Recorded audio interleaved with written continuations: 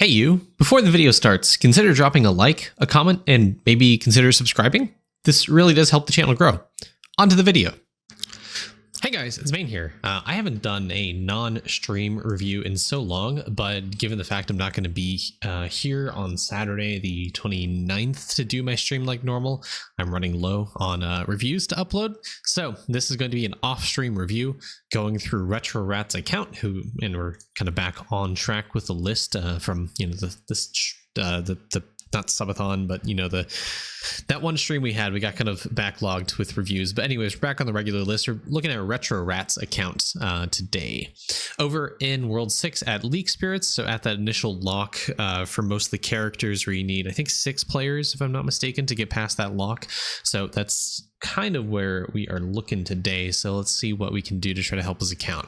So first thing I can note is once you're at the Leek Spirit lock, there's a few things that come into consideration for what you should do to help progress your account. Number one, I mentioned this in the previous early to mid guide for World 6.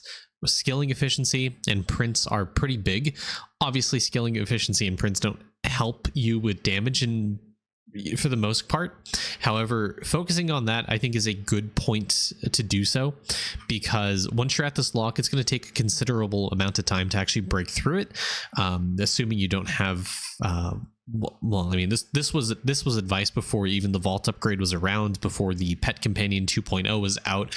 So there's you can technically push through this without focusing on skill efficiency now. That advice is a little bit outdated, because if you have the, I think, 2 to 4x kill multiplier while active on the vault upgrade, plus you push a little bit further on V-Man during the speed run, if you have the bucket upgrade from measurer for multi-kill per tier based on gloomy kills, those really add up and help a ton in being able to push the worlds. But generally, I still recommend trying to focus on skill efficiency and getting higher prints. Leek Spirits is generally a good time to kind of slow down, focus on the earlier part of Idleon, and really just push your basis up. The reason that's so important and why you want to kind of stop progressing World 6 at Leek Spirits is not because you can't do it. In fact, it's way more likely now more than ever you can do this, but it allows you to kind of stop, reevaluate your current account progression, and see what you're really lacking in. So most of the time, it's gonna force you to look back at your prints, realize kind of how outdated they are, and realize you can definitely update these. These days, a 544 mil copper ore print as a base is extremely low. I think you can very easily push 10 billion at this stage of the game. And 10 billion is incredibly important because it helps you with I think that's the Equinox Dream is 10 billion. It's like the last one that requires any sort of reasonable printer sample size. 10 billion is the goal for what you want to aim for. So how do you get there? It's going to be the whole, mainly. Bravery gives you a ton of mining efficiency, and just stacking that up as a chest, just clicking on that every single time you see it, is incredibly important. It'll help scale your mining efficiency incredibly high, and you'll be able to be printing 1 billion to 10 billion copper ore in no time. Given you recently resampled, I think you should probably focus on more of the skilling efficiency bubbles, focusing on that mining efficiency in the hole in Bravery. Whenever you do that, is going to help you a ton in getting you to Boron level 20. Boron level 20 is incredibly important, especially now, especially because the Gambit Cavern is out, and especially because one of the bonuses of the Gambit Cavern is doubling the amount of alternate particle upgrades you get. So if you had level 20 Boron, you'd be getting 40 extra bubble clicks a day. If you had the achievement for unlocking, hold on, it's not 40, is it? It is, no, yes, yeah, it is 40. If you had the achievement done by unlocking Permeep, that gives you plus 10, so you'd have 50 clicks every single day. If you have the ×2 from the Gambit Cavern, you have 100 clicks per day. If you got the super bit upgrade for 30 Boron, then you have 140 is what you end up at. So it is incredibly important that you push Boron, because eventually you're going to unlock an upgrade that allows you to do even more alternate particle upgrades. And effectively, let me pull out a calculator here. If you were to get to, let's just say you get to 50, you max out Boron, you get the 40 clicks per day, and you get the 10 particle upgrades from unlocking Permeep as a god, so you get that achievement done. So that's 50.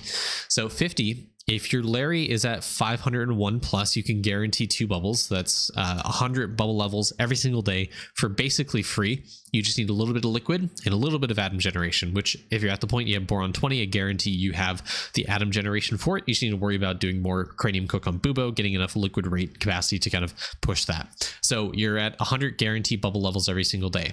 If your Larry bubble is past level 501, you can get a chance at plus 3 bubble level. So this end gamers are pushing like 2.19 bubble levels because it's at like 119%, so it's 2.19 essentially. Yeah, times 5, you have essentially almost around 110 bubble levels from level 20 boron upgrade and the 10 particle alternate particle upgrade from the Permi achievement. So you can get roughly 110 levels every single day, which is the base level boron. If you had the Gambit Cavern, this is effectively double to 219. That's essentially what you kind of aim at. So I kind of glossed over your alchemy, but I think this is a good time to talk about it. As I mentioned, Larry is an incredibly good bubble because it sets you up for success kind of later in the game. So you should aim to get your Larry up, whether you want to spend atoms or whether you want to use candies on dementia ore to try to spend resource cost on this. It's completely up to you. Given your prince, I think spending candies on this bubble is a complete waste of time because you're not going to be able to get that much dementia ore from it. I think you should focus on hourly clicking if that fits your appetite. If you want to do that, based off your account, I think you're more of an inactive player. You play more passively. You don't really active grind all that much. So what you should do instead is probably just use your atoms every single day on Larry. Like I said, the main breakpoint for Larry is 501. At level 500, it says 100%, but there's a bug where it's exactly at 500%. You will not be able ever to get plus 2 levels. You need to get it to 501 to get that plus 2 bubble clicks every single day. The reason you want to guarantee that is because in the long run, as you spend your atoms, you're going to be upgrading your bubbles even more. So getting Larry to 100%, level 501 gets you the 100%. That means you get plus 2 bubble levels every single day. And then after level 500, you can choose to push this. At this point, what I'd probably recommend is instead of trying to upgrade Larry with all of your atoms, maybe spend like 10 of your alternate particle upgrades every single day on Larry, and then the rest of them on your skilling efficiency ones. That being said, when you do focus on skilling efficiency, you should hard focus the orange cauldron right now. The wisdom monument doesn't give a whole, I mean, I don't know if you're even there, to be honest, but it doesn't really have the same scaling mechanic that bravery or the justice monument do. You can't really get to high waves unless you're using a third-party tool, which again is bannable, so you can't do that. The only way to really scale the wisdom monument is through getting 5k hours in the studier, and that's really it. That's generally it. So you should really focus on bravery, scaling up mining efficiency as much as you can, scaling up the warrior's rule bubble, scaling up hardy diggy, scaling up strong tools, and the usual multi orange as well. Those bubbles are going to help you a ton in getting you higher prints, so I highly recommend that. Outside of that, I don't know where you are in the hole specifically, but I imagine you probably are not at Dragon Warrior stat.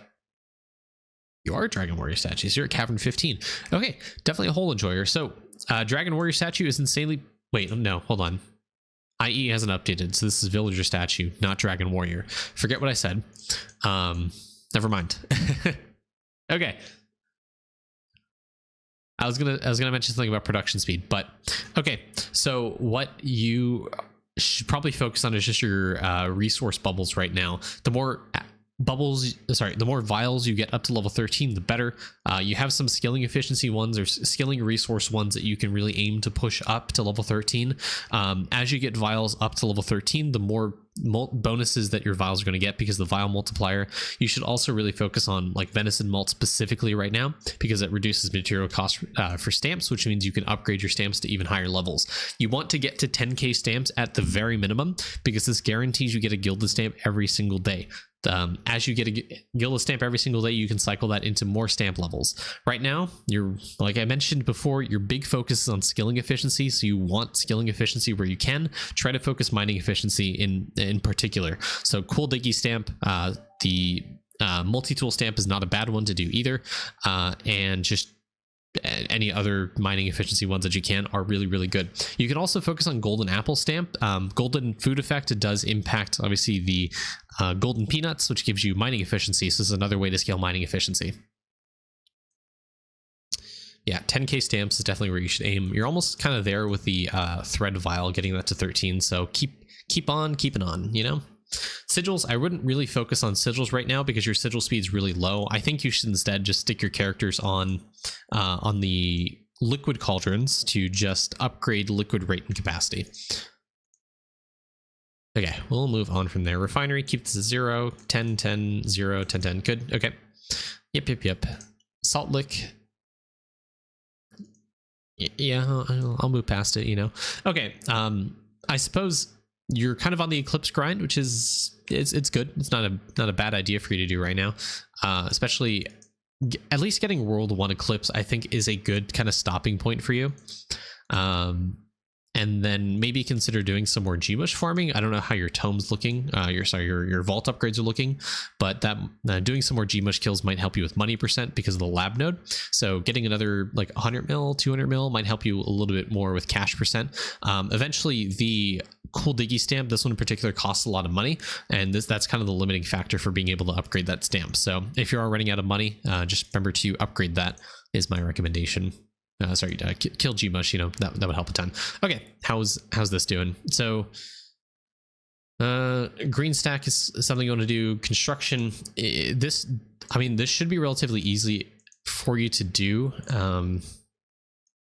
Skills, you're 198, 202. Okay, so little piece of advice for construction specifically is you can see me. Your board should really consist of only your DKs. That's it. So I highly recommend just making sure that your board, it just has your DKs and the rest of your characters on cogs. You do a little zoom in here so you can see it. Just the rest of your character on cogs, kind of try to produce it. You should really only focus on ultimate cogs and superb cogs.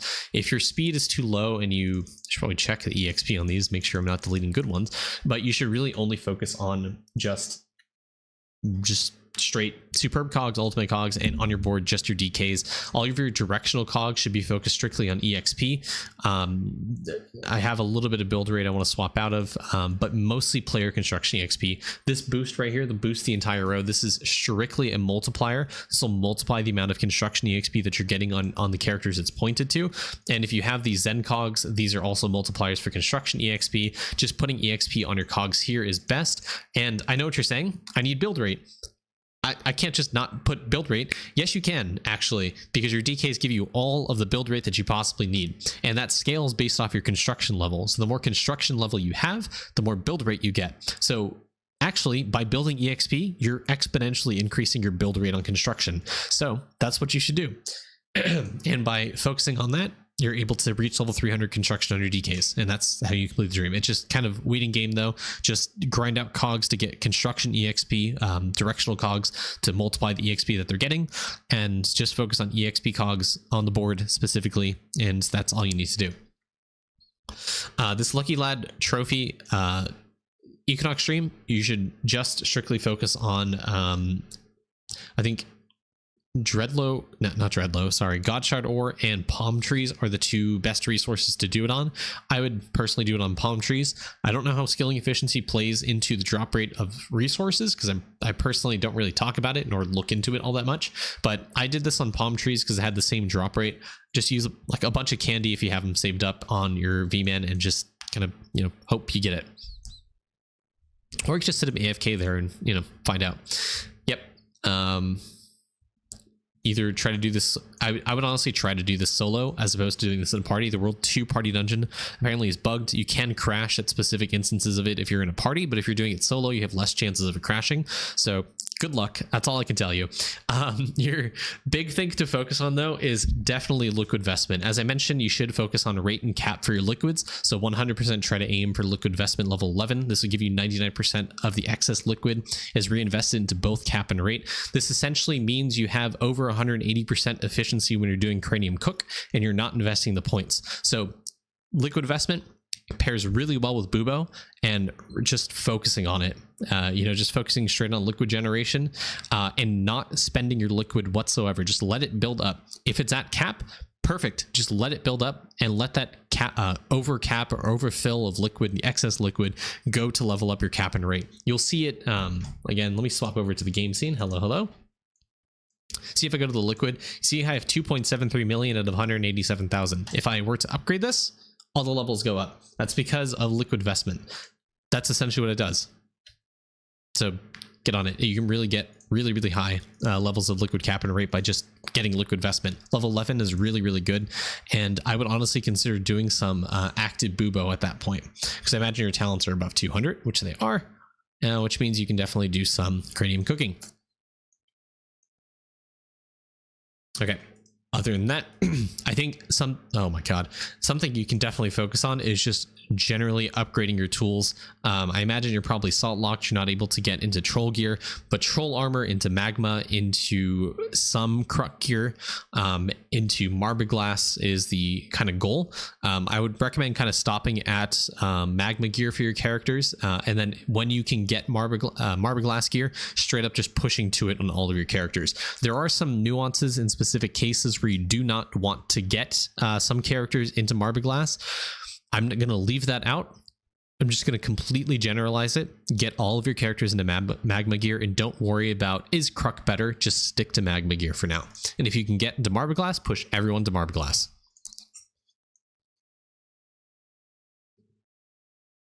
Okay. Yep. You have some bags you can get on your characters. Please farm these bags and just get them to carry capacity. Okay, cooking. Yep, some of these meals are locked because you're not there past the World 6 map, so no hard feelings there. Lab, I mean, you have some jewels you haven't found yet. It's just a waiting game, or you can buy it with gems. You have choco chips, that's really nice. It's going to help you with the statue grinding. All the gods unlocked. You have at least level 50. I mean, there's no reason not to push Divinity, so if you have any downtime, or you're not actively grinding, or if you're more, like I said, passive on your characters, I would consider trying to get Divinity higher. As I've mentioned before, and I'll say it again, Divinity level and the big P bubble in Alchemy scale the amount of minor link bonus you get on all of the gods, which includes the Arctis minimum talent level. So if you want more talent levels, which you pretty much always want at any point in the game, you want to scale Divinity level and the big P bubble in Alchemy. That would help you with Divinity specifically. Okay. I don't know if you're even in Mastery yet for sneaking, and you're not, so you're just at Mastery 0 right now, sorry.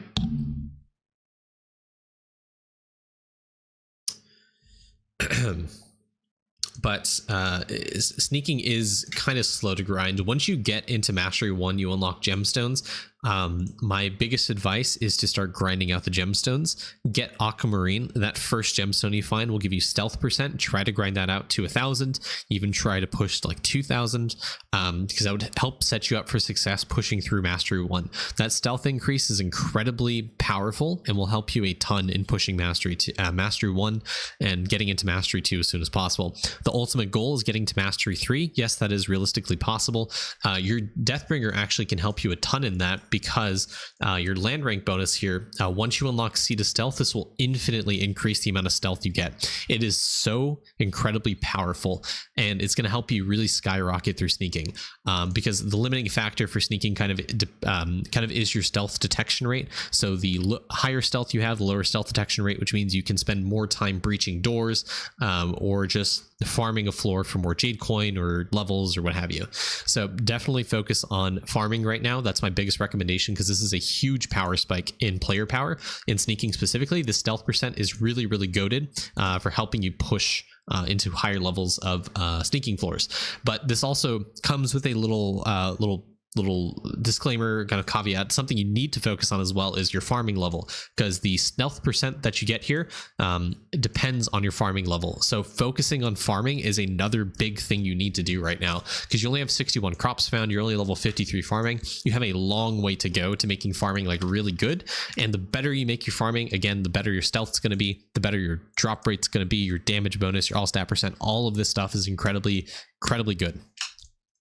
So talking about farming, best thing for you to focus on is definitely stronger vines. It's only 60% right now. I would get this to a minimum 100%. Yep. That's it.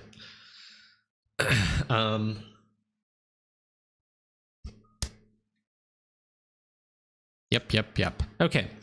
Yeah, definitely stronger vines, definitely nutritious soil. I honestly, 40% is not bad. I think maybe your so your night market, I would definitely try.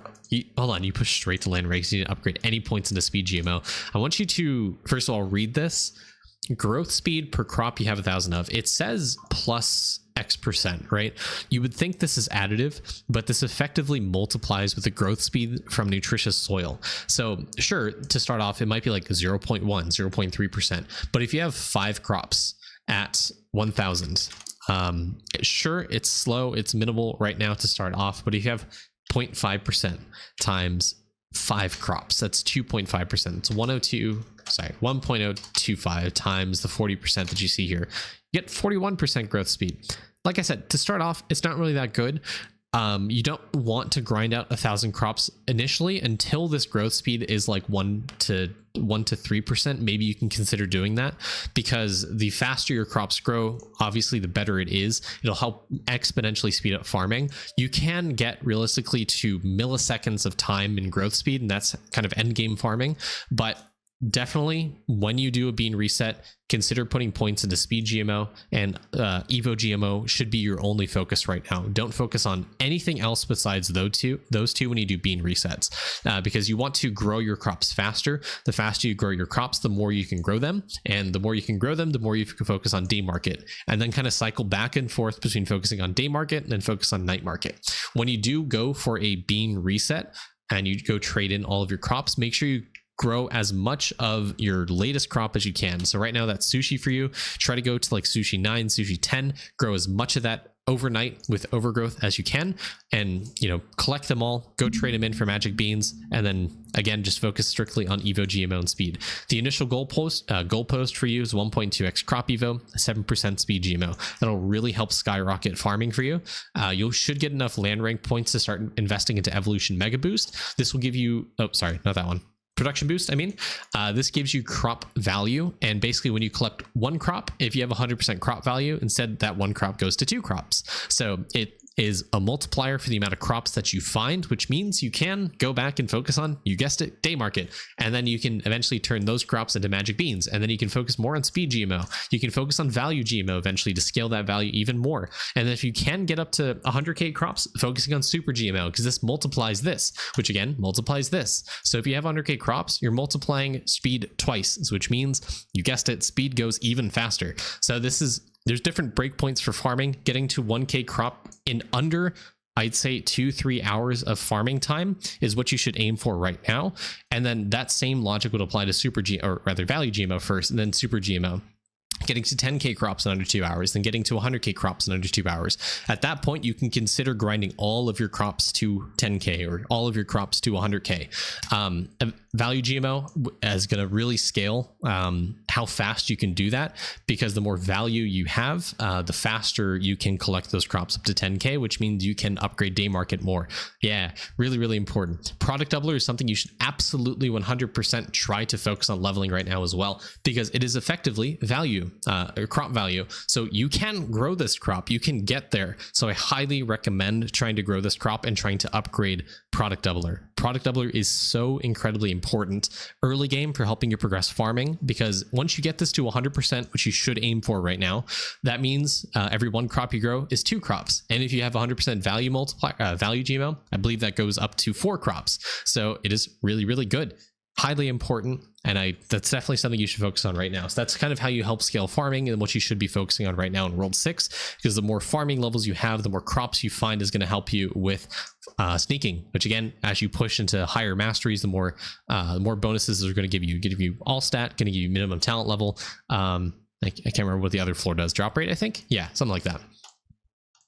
Yep, that's also going to help you with meal speed. It's going to help you with gaming evo to help you push into instant gaming in World 5, which eventually is going to set you up nice and set you up for success to getting the super bit, so you can get level 30 Boron, which is going to help you with more damage, more skilling efficiency, more stats for your characters. So all in all, farming is like key priority number 1 for you. Focusing on bravery and unlocking mining efficiency as much as you can, doing a reprint, focusing on Boron, getting that to level 20 is going to really set you up for success. And that's what you should go back and focus on now that you've hit the wall for Leek Spirits. Focusing on skilling efficiency solely, focusing on alchemy, trying to get those Larry up to 501, getting your multiplier bubble up to like 450, the Warriors Rule bubble. The orange cauldron specifically is what you should be focusing your attention on. And then again, just focusing on the World 6 skills, sneaking and farming specifically to help you really progress in mastery and help you progress in getting more crops found, which is going to help you with like World 5 and other stuff. So I'll go and stop there. Thank you for the account, Retr0rat. I'll see you guys in the next video. Have a great day. Bye-bye. Hey there guys, it's Maine here. I just wanted to say deeply thank you to everyone who does support me over on YouTube and or Twitch. It really does help motivate me to continue making more videos. If you would like to become a channel member just starting at $1 a month, please check the description below. Have a great day.